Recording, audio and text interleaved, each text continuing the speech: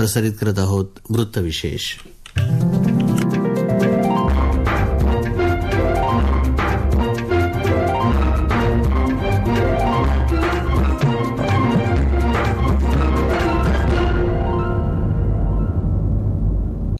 नमस्कार श्रोते हो, आजच्या वृत्तविशेष कार्यक्रमामध्ये आपलं स्वागत. शिक्षण माणसाला शहाणं करतं. भल्याबुऱ्याची समज शिक्षणाने येते.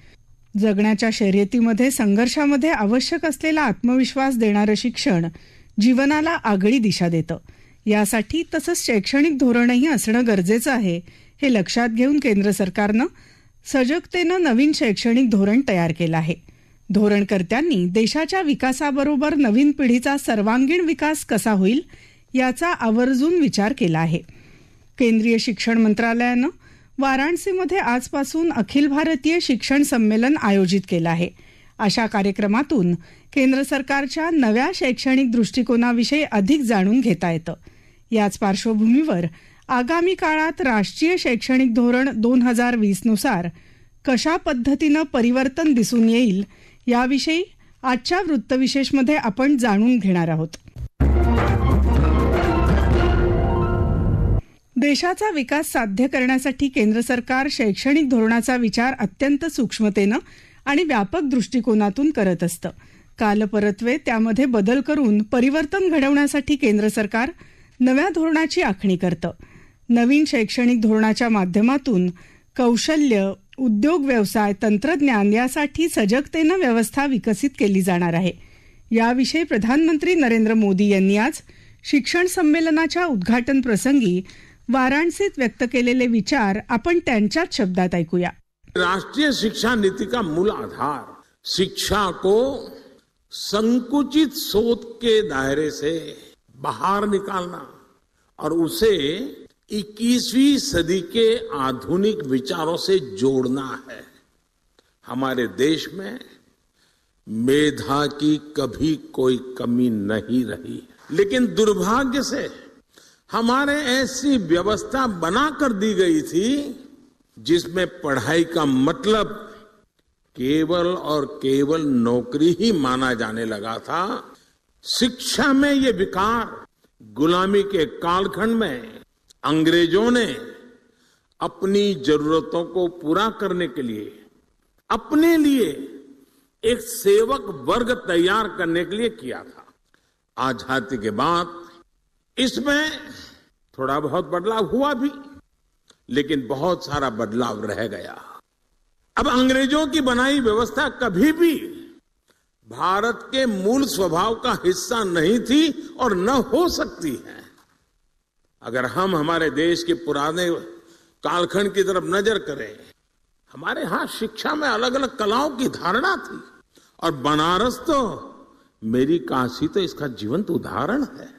बनारस ज्ञान का केंद्र केवल इसलिए नहीं था क्योंकि यहाँ अच्छे गुरुकुल और शिक्षण संस्थान थे. बनारस ज्ञान का केंद्र इसलिए था क्योंकि यहाँ ज्ञान और शिक्षा बहुआयामी मल्टी सेक्टरल थी. शिक्षा में यही विविधता हमारी शिक्षा व्यवस्था का भी प्रेरणा स्रोत होनी चाहिए. हम केवल डिग्री धारक युवा तैयार न करें, बल्कि देश को आगे बढ़ने के लिए जितने भी मानव संसाधनों की जरूरत हो, हमारी शिक्षा व्यवस्था वो देश को उपलब्ध कराएं. इस संकल्प का नेतृत्व हमारे शिक्षकों और शिक्षण संस्थानों को करना है. हमारे शिक्षक जितनी तेजी से इस भावना को आत्मसात करेंगे, छात्र छात्राओं को, देश के युवाओं को उतना ही ज्यादा, देश के आने वाले भविष्य को भी उतना ही ज्यादा लाभ होगा. नए भारत के निर्माण के लिए नई व्यवस्थाओं का निर्माण, आधुनिक व्यवस्थाओं का समावेश उतना ही जरूरी है जो पहले कभी नहीं हुआ. जिन लक्ष्यों को पाने की देश ने कल्पना भी नहीं करता था, वो आज के भारत में हकीकत हमारे सामने निर्माण हो रही है. जब देश का मिजाज ऐसा हो, जब देश की रफ्तार ऐसी हो, तो हमें अपने युवाओं को भी खुली उड़ान के लिए नई ऊर्जा से भरना होगा। अभी तक स्कूल, कॉलेज और किताबें ये तय करते आए थे कि बच्चों को किस दिशा में जाना है, लेकिन राष्ट्रीय शिक्षा नीति के बाद अब युवाओं पर दायित्व और बढ़ गया है और इसके साथ ही हमारी भी ये जिम्मेदारी बढ़ गई है कि हम युवाओं के सपनों और उड़ान को निरंतर प्रोत्साहित करें, उसके मन को समझे, उसकी आकांक्षाओं को समझे, तभी तो खाद पानी डाल पाएंगे। उसे समझे बिना कुछ भी थोपने वाला युग चला गया है। दोस्तों, हमें इस बात का हमेशा ध्यान रखना होगा, हमें वैसा ही शिक्षण, वैसी ही संस्थानों की व्यवस्थाएं, वैसा ही ह्यूमन रिसोर्स डेवलपमेंट का हमारा मिजाज अपने आप को सज्ज करना ही होगा। नवीन शैक्षणिक धोरणाचा मसुदा तयार करताना सर्व संबंधित विषयांवर सम्यक विचार मंथनाची अनेक सत्र भरवली गेली। नवीन पिढी आणि जागतिक पातळीवर होत असलेले बदल, या स्पर्धेत भारतीय विद्यार्थ्यांच्या प्रतिभेला असलेला वाव यांचा विचार करून आपल्या शिक्षणाला जागतिक स्तरावर नेण्यासाठी धोरणात आवश्यक ते बदल केले। याविषयी आपण प्रधानमंत्र्यांचं मनोगत जाणून घेऊया। राज्य सरकारों ने भी अपने अपने स्तर पर इस दिशा में कई महत्वपूर्ण कदम उठाए हैं और आज सभी के प्रयासों का परिणाम है कि देश और खासकर देश का युवा इस बड़े बदलाव में भागीदार बन रहा है। नई राष्ट्रीय शिक्षा नीति के लिए देश के एजुकेशन सेक्टर में एक बड़े इंफ्रास्ट्रक्चर ओवरहॉल पर भी काम हुआ है। आज देश में बड़ी संख्या में नए कॉलेज खुल रहे हैं, नए विश्वविद्यालय खुल रहे हैं, नए आईआईटी और नए आईआईएम की स्थापना हो रही है। 2014 के बाद से देश में मेडिकल कॉलेजों की संख्या में 55% की वृद्धि हुई है। युवाओं को बेहतर अवसर देने के लिए यूनिवर्सिटीज में समान स्टैंडर्ड के लिए इस वर्ष कॉमन यूनिवर्सिटी एंट्रेंस टेस्ट भी लागू किया गया है। ऐसे ही कई और भी रिफॉर्म्स किए गए हैं। देश के इन प्रयासों का परिणाम है कि वर्ल्ड यूनिवर्सिटी रैंकिंग में भारतीय संस्थानों की संख्या में धीरे धीरे प्रवेश हो रहा है, संख्या में वृद्धि हो रही है।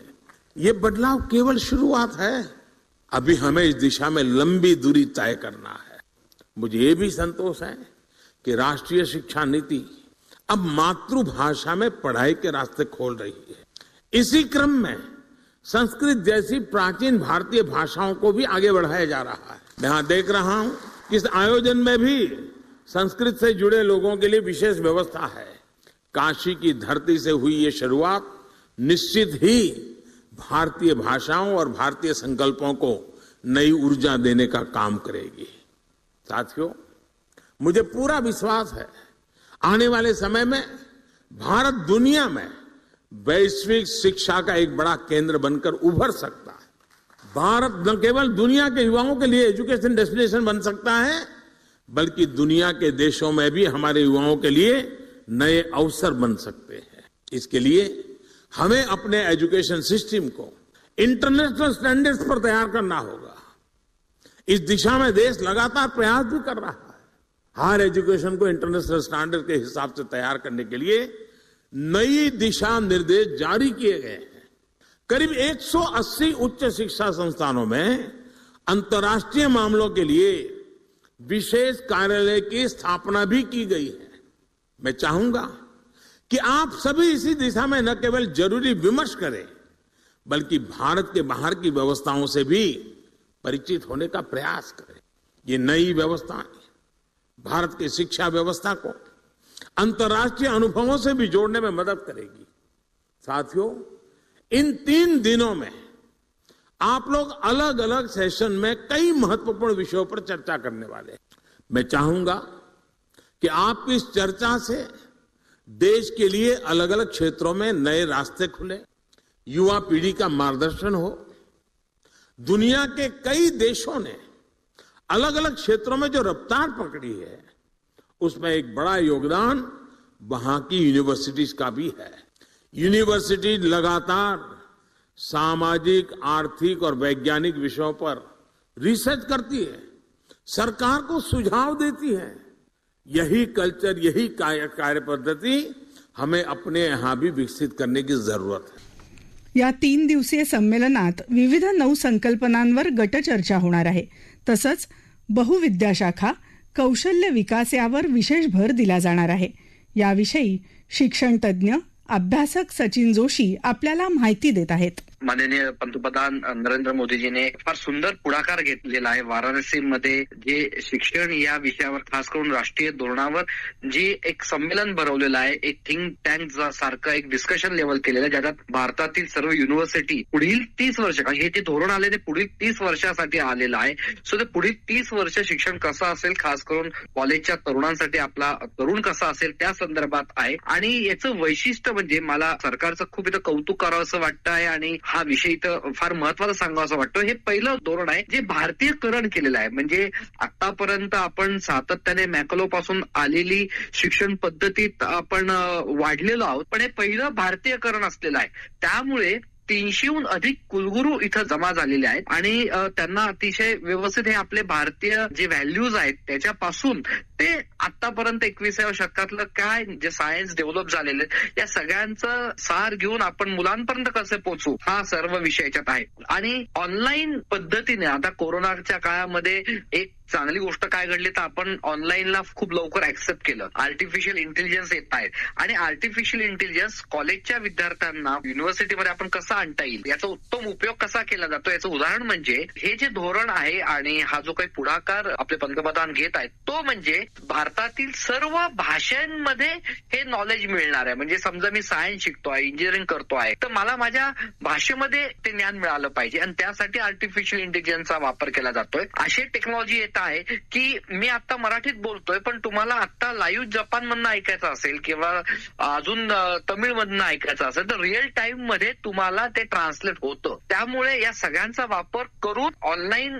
एज्युकेशन कॉलेजमध्ये आणत आहेत. ऑनलाईन मधनं कॉलेजच्या मुलांना इन्फॉर्मेशन मिळेल. मग प्रोफेसरचं काय काम आहे आणि ते या 3 दिवसात होईल.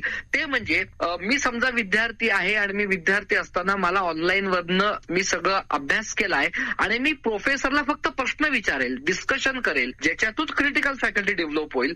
त्यामुळे हे जे 3 दिवसाचं जे संमेलन होत आहे ते अतिशय महत्वाचं आहे. थोडंसं याच्यामध्ये प्रत्येक स्टेट पुढे जात आहे. महाराष्ट्र 2 वर्ष झाले नवीन शैक्षणिक धोरण येऊन, पण महाराष्ट्र अजून थोडा मागे आहे याच्यामध्ये. कदाचित महाराष्ट्राला याच्यातून प्रेरणा मिळेल. पुढे अजून नक्की काय करायचं आहे हे समजेल, कारण की चॅलेंजेस खूप आहेत. जसं मल्टी डिसिप्लिनरी येत आहे. समजा सायन्सचा विद्यार्थी आहे आणि त्याला आर्ट्स घ्यायचं आहे, मग सायन्स बरोबर आर्ट्स घ्यायला सायन्सच्या कॉलेजमध्ये आर्ट्सचे प्रोफेसर नसणार आहेत. मग हे आर्ट्सला आपण ऑनलाईन एज्युकेशनशी कसं बांधता येईल आणि यालाच शब्द वापरलाय ब्लेंडेड एज्युकेशन. त्यामुळे हे ब्लेंडेड एज्युकेशन कसं असलं पाहिजे हे युजीसी आणि सर्वच 300हून अधिक कुलगुरू एक ब्रेनस्टॉर्मिंग करतील आणि त्याच्यातून उत्तम पद्धतीने आपल्या भारतीयकरण होणाऱ्या या शिक्षण पद्धतीला एक चांगली दिशा मिळेल.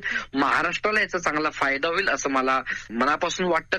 श्रोते हो, आम्हाला अशा शिक्षणाची गरज आहे जे चरित्र घडवतं, मनाची शक्ती वाढवतं, बुद्धीचा विकास करतं आणि व्यक्तीला स्वतंत्र बनवतं, असं स्वामी विवेकानंद एका भाषणात म्हणाले होते. नव्या शैक्षणिक धोरणामध्येही देशाला आत्मनिर्भर बनवण्याचं ध्येय साध्य करताना देशातल्या प्रत्येक नागरिकाच्या प्रगतीचा विचार केला आहे असं नक्कीच म्हणता येईल. याबरोबरच आजचा वृत्तविशेष हा कार्यक्रम संपला. हा कार्यक्रम आकाशवाणी मुंबईच्या प्रादेशिक वृत्त विभागानं सादर केला. संपादन आणि सादरकर्त्या सरस्वती कुवळेकर, लेखन आणि समन्वय सुवर्णा बेडेकर आणि निवेदन प्रज्ञा जांभेकर.